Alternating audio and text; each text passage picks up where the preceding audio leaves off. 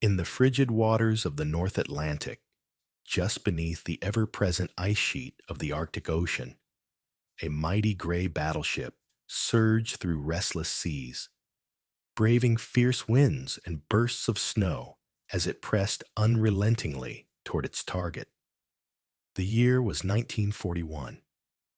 This ship was HMS Hood, the crown jewel of the British Navy.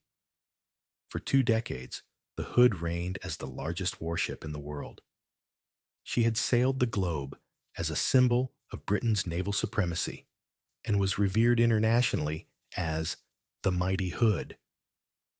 On board the Hood, her 1,421 crew members had been battle-ready throughout the night.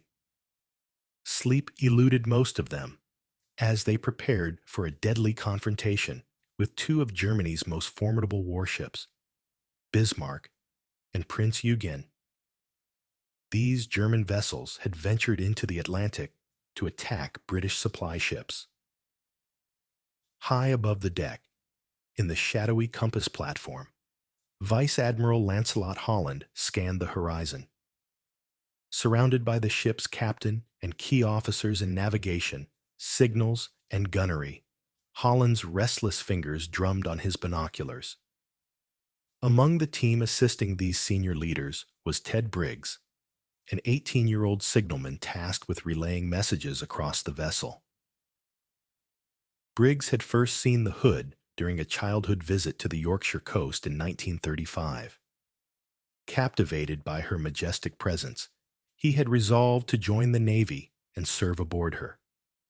Now, 6 years later, he stood in the heart of the action, his emotions a mix of awe, fear, and excitement. The Hood had never faced an enemy battleship in combat.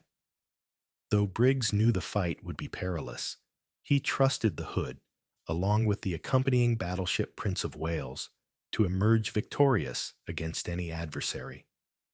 Yet his faith would soon prove tragically misplaced. The Bismarck, flagship of the German fleet, was a masterpiece of modern naval engineering. Armed to the teeth and heavily armored, her sleek, aggressive design sharply contrasted with the Hood's more traditional lines. Although the Hood was nearly as large, she was older by 20 years and lacked the technological advancements of her opponent.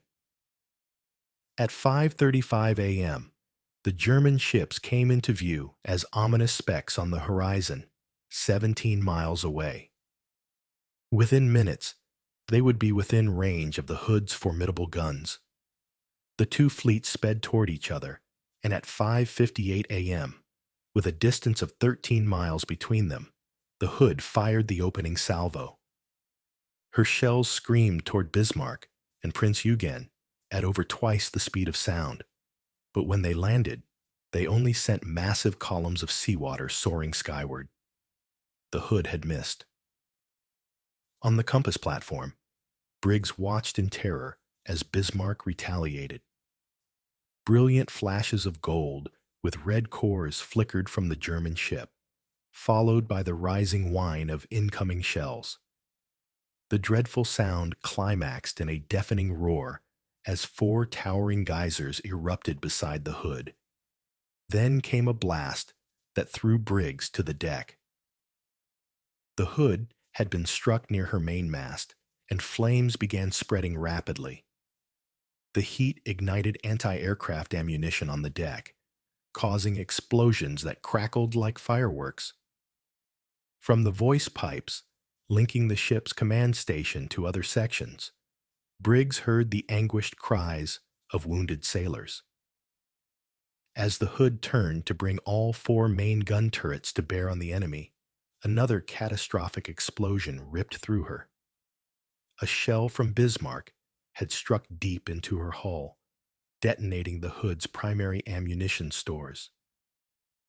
From the Prince of Wales, the crew witnessed a horrifying sight: a massive, silent explosion that sent a fiery plume 4 times the height of the Hood into the sky. Debris from her mainmast, a large crane, and fragments of a turret arced through the air before crashing back into the sea. When Briggs regained his footing, a cold wave of terror gripped him. He knew without doubt that his ship had suffered fatal damage. The hood listed gently to starboard, and the helmsman's voice came through the voice pipe with a desperate shout. The ship's steering had failed. For a fleeting moment, relief washed over Briggs as the ship righted itself. But the respite was short-lived. The hood abruptly lurched to port and began rolling over. What Briggs and his comrades on the compass platform couldn't see was that the hood had already been torn in two by the devastating explosion. The aft section had plunged almost instantly to the depths, while the bow section was now succumbing to the encroaching waves. There was no order to abandon ship.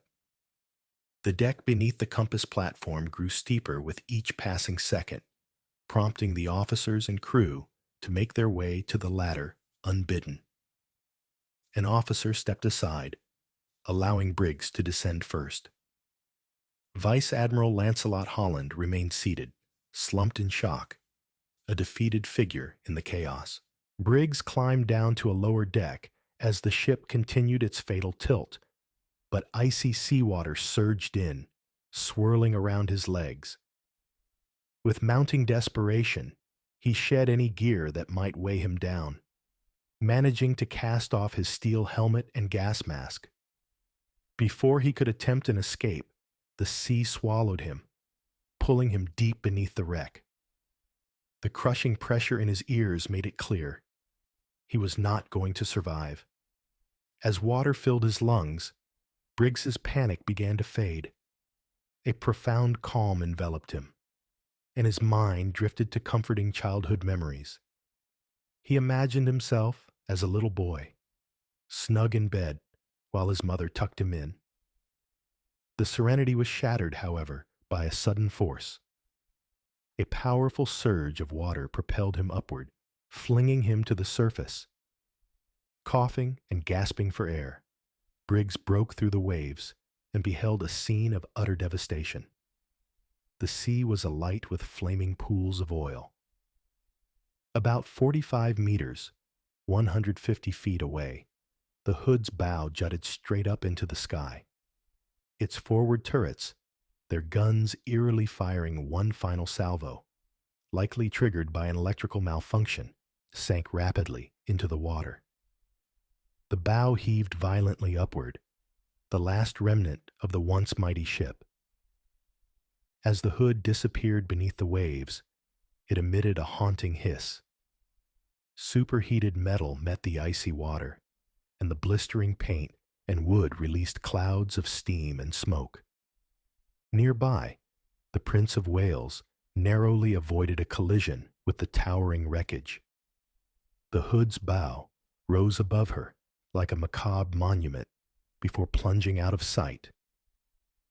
Realizing he was dangerously close to the powerful whirlpool created by the sinking ship, Briggs swam with all his strength. The oily water burned his skin as he propelled himself away. Scattered around him, dozens of small wooden rafts floated free from the capsized vessel. Grasping at one, he pulled himself aboard, his body trembling from cold and exhaustion. Sitting on the unstable raft, Briggs turned back for one last look at his ship, but the hood was gone. Only a fiery patch of oil remained where her bow had been moments before. Beneath the waves, the enormous 42,672-ton vessel was descending to her final resting place on the ocean floor, 2,500 meters, 8,000 feet, below. The battle had lasted mere minutes, and in that time, the hood, once a symbol of British naval might, had been obliterated by the Bismarck's devastating firepower. Briggs remained in grave peril. Shells from Bismarck and Prince Eugen rained down around the nearby Prince of Wales, exploding only yards from him. The oil slick that surrounded him on the water's surface could ignite at any moment. Desperate to distance himself from the hazard, Briggs paddled away, scanning for others who might have survived. Two figures were nearby, and the three survivors paddled toward one another, linking their rafts together for support. On one of the rafts was Midshipman Bill Dundas, who had also been on the compass platform with Briggs. When the Hood capsized, Dundas had managed to kick his way out of a window and swim clear of the sinking ship. The third man, able seaman Bob Tilburn, had survived one of the most harrowing escapes. Stationed at a gun position along the ship's side, Tilburn endured exploding ammunition lockers and was struck by falling debris and the bodies of shipmates from the decks above. When the Hood capsized, he leapt into the water, only to have the ship bear down on him. Entangled in radio wiring that had wrapped around his sea boots, he managed to cut himself free with a knife. Adrift in the freezing Atlantic, the three men now faced a new battle against the deadly cold. Hypothermia threatened to sap their strength, and they knew that falling asleep could mean death. To keep their spirits alive and their bodies moving, Dundas suggested they sing. Together, they belted out the wartime song, "Roll Out the Barrel," their voices quaking with exhaustion and cold. Their ordeal, however, was mercifully short-lived. The British destroyer Electra had spotted the survivors and was making its way toward them. When the ship reached their rafts, Briggs was too cold and weak to climb aboard and had to be hauled up by the crew. In Electra's sickbay, frozen clothing was carefully cut from Briggs's body, and he was given a ration of rum to restore warmth and strength. The destroyer, along with three other ships, had been dispatched to search for survivors. But as the rescuers arrived at the scene of the disaster, the desolation was staggering. There was almost no trace of the Hood or her crew. For a moment, the search teams even questioned whether they had reached the correct location. Briggs, Dundas, and Tilburn, along with a scattering of wooden rafts, were all that remained of HMS Hood. The rest of her 1,418 crew, from the high-ranking vice admiral to the lowest stoker in the engine room, had been claimed by the icy depths of the North Atlantic. The loss of HMS Hood sent shockwaves through Britain. Considered invincible, her destruction was a devastating blow to the nation's morale. Many recalled the moment they heard the news as the most shocking event of the war. Prime Minister Winston Churchill reflected somberly. HMS Hood was one of our most cherished naval possessions. Her loss was a bitter grief. A Royal Navy inquiry determined that Hood had been sunk because her protective steel plating was insufficient to withstand the plunging shells fired by the German battleships. Tragically, plans to reinforce her armor during a major overhaul had been postponed when war broke out in 1939. The Bismarck, though victorious in the encounter with Hood and Prince of Wales, did not escape unscathed. Minor damage, including fuel leaks, forced her commander, Admiral Lütjens, to abandon his mission and head for the German-occupied French port of Brest. However, during her retreat, British torpedo planes attacked and crippled the mighty battleship. On May 27, 1941, just 4 days after Hood's sinking, Bismarck was hunted down and destroyed by British naval forces. The Prince Eugen, on the other hand, survived the war. She was surrendered to the British in May 1945 and later handed over to the Americans, who used her for atomic bomb trials at Bikini Atoll. Ultimately, she capsized and sank in December 1946. The Prince of Wales, which had fought alongside Hood in her final battle, met its end later that year when it was sunk by the Japanese Navy in the Pacific.